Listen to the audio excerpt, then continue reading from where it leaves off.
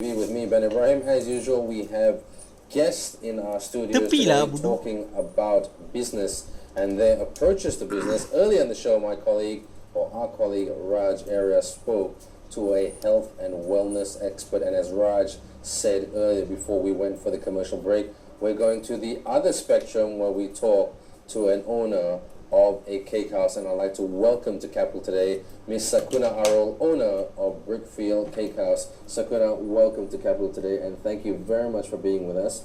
Our first question, let's get straight into it. Why this particular business? Basically, it has been my passion. I wanted to explore more on baking, and that pushed me into this line. Now, prior to being in the baking industry or the baking profession, what were you working for somebody, or were you running another business? No, I was a part-time teacher, tutor, and I also worked in a college as a lecturer. Right. Okay, so what made, apart from the passion, what made you transfer over from teaching, where it's good financial stability, to being very much your own boss? Yeah, that's a good question, because I had children. My children were small at that time, so it was not convenient for me to go out of the house. So I took up this, so I was at home, both at home, and I was making money at the same time. Right. So that was the reason. So how long has the transition been in terms of teaching? How long has you been? I've been teaching for 12 years, and after that I switched to baking. Okay, straight away. Straight away. Okay, no regrets? No regrets at all. Okay. Now, your business is a very, very competitive business. Yes. A lot of people, young or not so young, are entering this business thinking they can do it. What is the attraction to this business? Is it the cooking? Is it the baking? Is it something else? Basically, everyone loves baking. And also the money. It's very good money. Okay. It is really good. In terms of the pricing of the money, or like how much you charge your customers? No, not really. I mean, basically cakes, they take cakes for practically every occasion. So for anniversaries, for birthdays, for weddings, you name it. Right. So they need it. Practically everybody's birthday is, every day there's a birthday. Right. So it's a very good business. Right. Now, Sakuna, one thing that I always like to ask business owners and entrepreneurs, how did you get your business started? Because the most difficult aspect of business is always the beginning. How did you put everything together? Well, my support was from my family, my husband, my kids, and also my very good friends. Always a plus. Yes, so they pushed me to this. And I was just a home baker. So in order to do it professionally, I had to take up some professional courses. Okay. So I took it up and I got the confidence. Tell us a bit more about those professional courses. Was it professional courses in business or cooking or other things? Baking. Professional courses in baking and decorating. Okay. Now, I remember before we went on our show this morning, you said to me, everybody can bake, but not everybody can decorate. Yes. So tell us about the secrets about decorating, the tricks to the trade, so to speak. Decorating is a very difficult skill. You need to have it. Right. Yeah. What's the difficulty in it, like the technical difficulty in it? It has to be perfect. Okay. Not everyone can be artistic, Right. imaginative. So you need that. Like, let's say for 3D cakes, you really have to be good at it. Not everyone can make a 3D cake. Okay. So nowadays, the demand for 3D cakes is very high. Is this a 3D cake? Yes, that's a 3D cake. Okay, now tell us about, well, this is a very, very creative, obviously this will be a big hit with the kids. Tell us about the creative aspect of this. The details. Blood, sweat and tears went into this one. There's details in that, right. A lot of details, and it takes at least... Like what kind of details? Can we be a bit more specific? Details in the sense that the clothes they wear, you have to make sure it's perfect, and then their face, you have to make exactly the eyes, right. Make sure that it looks exactly like the character that they want. No. And it takes at least about 4 to 5 hours to just decorate this cake. 4 to 5 hours Yes. is this. So For this. now, to decorate a cake like this, how many cakes would you have to? How many cakes a week do you decorate like this? I mean, like 4 to 5 hours a day. That's what's happening on. You know. So how many? What's your expected churn out rate in terms of decoration of cakes? I get about at least 2 or 3 3D cakes a week. Wow. The rest is normal butter icing cakes for birthdays and all that. Okay. So the charges are different though. Okay. Obviously, this one more manpower hours, so higher the cost. But in terms of demand these days, Malaysia, our economy, we've got people are still having a lot of children, especially the Malay market. So what's the demand? Is it more the creative aspect, or is it more the tried and trusted? More creative aspect, really, yes. Okay. Because they are looking for something unique and different. No more the normal common cakes. They are not interested in that anymore. Right. They want something different. They want to make their children happy. They order castle cakes. I have 2 castle cakes, 3D castle cakes, and then Barbie doll cakes. So this is what they are looking for. Mm-hmm. They want it to be special. They want it to be special. Yes. Okay. Okay. Now, apart from the technical skills that you learned about that creative decorating course, like through the creative decorating course earlier. You said that really, really made a difference. What about the business aspect? Now, this is something that a lot of creative people that I've interviewed over the past, when they enter the business, they say, look, I'm very good at the product itself, but I'm not very good at experience at managing it in terms of the numbers, profit, sales, or marketing, all the above. How did you learn that? I learned that through experience. Yeah. Trial and error. Right. Slowly. Okay. Can you give us some examples? Beginning, I did not know how to charge a cake. Mm-hmm. So I just, based on my ingredients, I did not put in my hours. Mm-hmm. I did not put, you didn't factor in the manpower. No. That's a very important business lesson. Yeah, so that's how I learned. So, through experience. Right. Slowly. Right. If you could name one mistake that you made, I mean, everybody says mistakes are good in business, sort of, because like there's no, back then there's no proper school of entrepreneurship apart from the business courses that we do and we see all the time. But if there's one mistake that made you a really, really more astute businesswoman, what would that mistake be? Being very generous. Okay. Yeah. Trusting? Were you trusting with people? Yes, too trusting. Yeah, and it cost you, didn't it? Yes, it did. Okay. Yeah. Okay. So when they bargain, I usually if it's for children especially, so I feel very, I feel okay, it's okay, never mind, give it to them. Right. So that kind of things. I'm very sensitive. Right. Well, in this business, it is a very sensitive business because you're dealing mainly with mothers, you're dealing with children on a special occasion, and everybody calls you on a very happy note. Sakuna, can you please make a birthday cake for my child, my husband, my significant other, family member?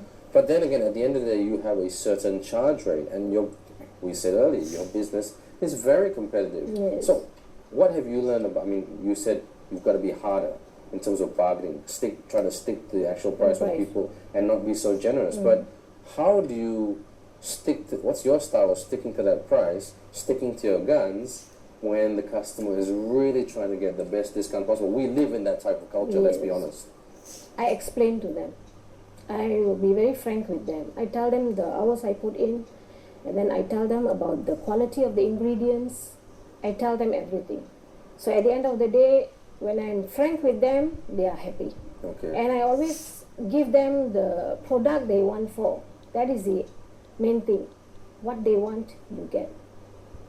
Now, the perception of baking and decorating by the average novice person, really, I mean, like people always say, how hard can that job be? Baking a cake, I mean, I can do it, but I choose to outsource it. Is that sort of perception that leads to people saying, to discount your products extremely heavily? Yeah. So it is true. It is very true. They think it's a piece of cake. No pun intended. Now, moving forward, how long have you been your own business operator? 4 years now. 4 years now. Now, it's been 4 years. What's the difference between the Sakuna that started this business 4 years ago to the Sakuna that is right in front of us today, in terms of business skills, in terms of acumen? I'm very confident now. Why so? Why so? Because I get to meet a lot of people. I'm confident in the work I do. I know what I'm doing. Right. Yes. Okay. Now, if you were to advise a younger person, your children, to take over this business, let's just say next year, how would you train them? The do's and don'ts of running an effective cake house business. First of all, never compromise on the ingredients. Never ever compromise. It's very important. The best is always the best. You put in the best ingredients, your product will be the best. That's the first thing I will tell them. And not to get the customers to bargain, because we put in a lot of work and effort in it. So we need to get that recognition. That's the most important thing. Now, that's a very good point, because you don't want to jeopardize on quality. But I just wanted to ask your opinion about marketing, because here at Capital today, we do have a lot of restaurant owners, hospitality owners that come in our studios and talk about their business. And a lot of them always talk about that, look, I'm always after marketing, how to really gain visibility, to gain more activity, to increase the sales and profits of my business. What's your views about hospitality marketing? How should it be done, in your personal opinion and your experience? Well, now hospitality is Facebook. Right. You know, you don't get to meet people personally nowadays. So you don't get to know them or show them your true self. It's all through Facebook, social media. Right. So what I do is I talk to them through Facebook. Right. Yes, I explain to them. I tell them who I am. I show them my products. So that is how I do my work. Right. Well, ever since the emergence of Facebook and social media in the business sphere, how do you balance it in terms of going out, knocking on doors versus social media interaction? Social media is the best. Still at what? Still the best. 80% you're doing more social media? 100%. 100%? Yes. You don't see your customers? I do not go out. Really? Yes. And you're in the cake business? Yes, I do not go out. It's 100% social media. Right. Yes. Okay. Now, taste is a very, very subjective thing. Just because one person likes the cake, tomorrow's customer might not. Yeah. Let's just say, I mean, because you're in the business of decoration, it looks fantastic, oh my God, it should taste fantastic, Yeah. but sometimes it doesn't to a certain palate. How do you manage that from a business standpoint? Sometimes they order early. So if they order early, they know it's not going to be fresh. I tell them that. Right. If you want it a bit 3 days in advance the cake, it won't be fresh. I tell them exactly. So if you want it fresh, it has to be done on that day itself or the Right. next day. So they are aware of it. Right. I explain to them everything before I give them the product. Right. So on that basis, I do not have a problem. You don't have a problem. No, So I the don't. trick to getting a good quality cake, which looks extremely good as well, is to don't order so early or order a Yes. bit later? Don't order, no, I'm meaning that they want to cut the cake on Sunday, they will order on Wednesday. Okay. So they'll take the cake on Wednesday and keep it in the fridge. That is what I do. Okay. So what's your recommendation? When Fresh. when should they take the cake? That morning itself? Yes. Right. Fresh is always the best. And I don't bake and keep in the fridge. I do not do that. Okay. Okay. Do you have resources and manpower that work for you at the moment? No, Not at the moment. no. Do you plan Solo. to? Do you plan to? No, not really. Really? Yeah, because if I want to have manpower, then money is going to go out. Right. Right? No, but So, like if you look at it from a different perspective, they always say, okay, if I don't hire anybody, I make more profits for myself, which is great. But at the end of the day, some people do want to live the business owner dream, that they just have to manage, get the customers, and get someone else to execute the actual products. What's your view on that? my view on that is that I'm very concerned about the taste of my cake. Right. Right? So I want to do it myself. I want to give the best. No compromise on that. Right. Yes, always the best. Right. So in order to give the best, you have to bake with love. Right. So if the love is not there, the Right. product is not going to be good. Right. That is what I mean. So I want to do it myself with sincerity and love. Right. Now, I just wanted to ask you your opinion in terms of like moving forward, in the sense that once upon a time, if you didn't see the baker of the person that's baking your cake for your children, you probably don't want to hire them. Yeah. And like now you're telling me you don't go out, 100% of everything is on Facebook. Do you think that is the direction that your business is heading towards, that it's not going to be a face-to-face business anymore? Yeah, it is. It's no more. It's through word of mouth. It's basically the taste of the cake. They Okay. don't want to know who is making the cake. Okay. They want a good product. They want to Okay. see, oh yes, this is good. Okay. They are not interested in who is making the cake anymore. Okay. The end product. Okay. Now, if they want to find out a little bit more information about Brickfields Cakes House, the viewers that is, where can they go to get more information on your Facebook site? They can Google at Brickfields Cake House. Okay. The Facebook page will One appear. word or it's separate words? Brickfields Cake House. Okay.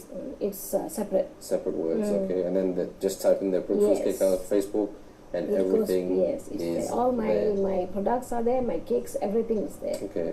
Now let's step away from the business at the moment. Your business, I mean, we wish you all the very best. Hopefully more tasty profits coming your way in the many, many years to come. I mean, 2014 is going very, very fast. Yeah. But just wanted to ask your opinion about female entrepreneurship. We see more female entrepreneurs these days stepping up, and we see a lot of women leaving the workplace. Well, and it's not just because they want to have children. They're just leaving the workplace to do something of their own. One of the HR managers always tell me, young females are saying to them, I want to do something on my own. And they do. Like, what's your opinion of that, in terms of, because the pressure on women is very, very tough these days. I mean, women are expected to run a household, women are yes. expected to do A, B, and C, the traditional approaches, and maybe have a career at the same time. Your views? It's a very good idea. It's a good change, isn't it? Yes, it's a very good change. Because women now have the skill, they are highly talented, they are smart, they are confident. They are bored with the 9-to-5 jobs. Moreover, they have other responsibilities like children in the house and all that. So they want to balance everything up. Right. All right. So it's a very good change for them. Okay. I think they should. They should. Just one very, very quick question before we conclude our interview today. What's any key messages that you want to tell to our Capital Today viewers about Brickfields Cake House? Well, you can depend on Brickfields Cake House. You will definitely receive the best from me. Okay. Because my motto is best is best. Best is best. Yes. Okay. But I like the word that you use, dependable. And dependable is a key aspect in business, especially if you're in the service industry. On behalf of Capital Today, we'd like to thank Ms. Sakuna Arul, owner of Brickfields Cake House, for coming in today and sharing about your business. And we wish you all the very, very best. Thank you very much, and thank you for coming inside. We're just going to take a very short commercial break, everybody. But when we come back, we've got more business news to share with you right here on Capital Today. Don't go away. We'll see you very soon.